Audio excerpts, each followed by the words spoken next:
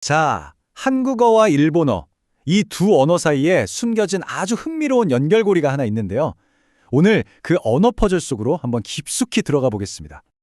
혹시 한국어랑 일본어 둘 다 공부해 보신 분 계신가요? 그렇다면 아마 먹는 것 할 때 것이랑 일본어의 다베르코토 할 때 코토가 이거 왜 이렇게 비슷하지? 하고 느껴보신 적 있을 거예요.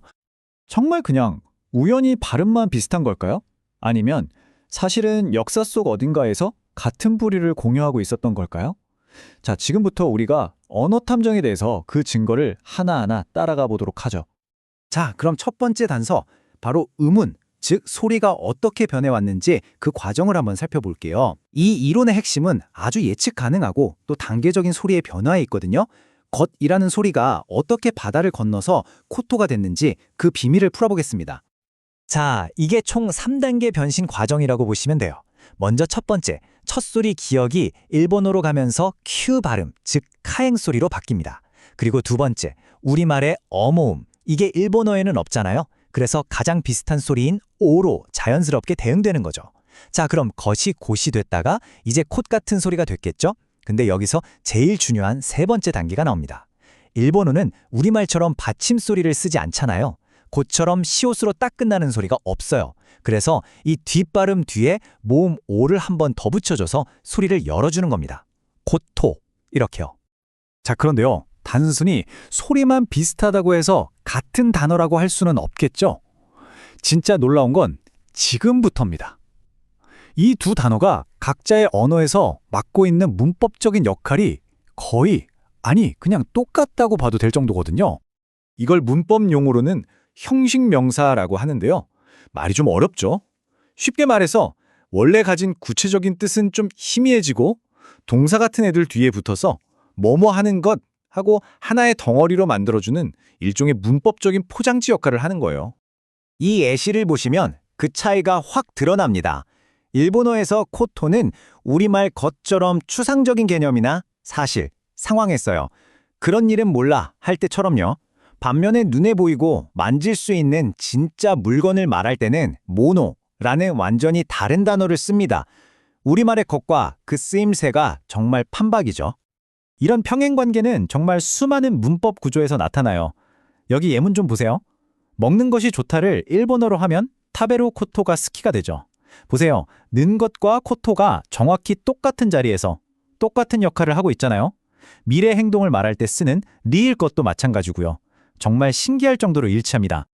자, 하지만 아직 결정적인 증거가 남아 있습니다. 어쩌면 이게 가장 강력한 스모킹 건일지도 모르겠네요. 바로 복합어 속에서 그 단서를 찾을 수 있는데요.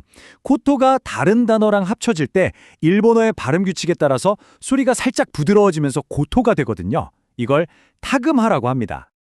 대표적인 예가 바로 이를 뜻하는 시고토입니다. 이 단어를 한번 쪼개볼까요? 시는 하다라는 뜻이고요. 뒤에 붙은 고토가 바로 우리가 얘기하던 것입니다. 즉, 하는 것. 그게 바로 일이라는 거죠. 정말 소름 돋지 않나요?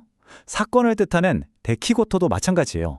데키는 나오다, 생기다라는 뜻이니까 생겨난 것, 벌어진 것, 이게 바로 사건인 거죠. 이건 정말 우연이라고 하기에는 너무나도 정교하게 딱 맞아떨어집니다. 여기서 끝이 아닙니다.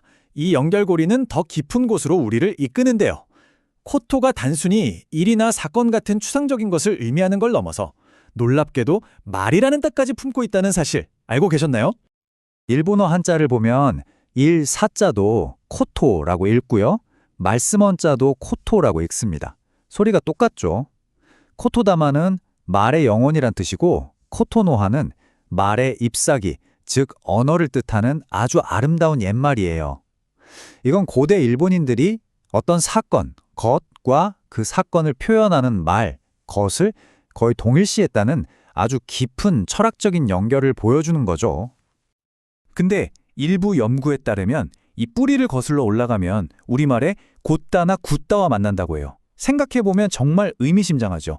고대인들에게 말이라는 건 입에서 나오는 고든 소위, 즉 진실이었고 일이라는 건 현실로 굳어진 사실이었던 거예요. 결국 고든 것과 굳은 것, 이 두 가지가 코토라는 하나의 소리에 담겨서 사건과 말을 아우르게 된 게 아닐까요? 자, 이렇게 보니까 어떠세요? 우리말의 아주 평범한 단어 것, 이 단어가 바다를 건너 코토라는 소리로 변신해서 추상적인 사실과 사건은 물론이고 언어 그 자체의 의미까지 품는 일본어의 핵심 단어가 되었다는 그림이 그려지시죠?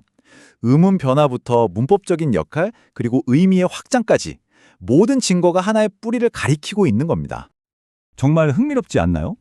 우리가 매일 무심코 사용하는 단어들에 귀를 기울여 보면 어쩌면 두 문화를 잇는 또 다른 놀라운 이야기들이 바로 우리 눈앞에서 발견되기를 기다리고 있을지도 모릅니다.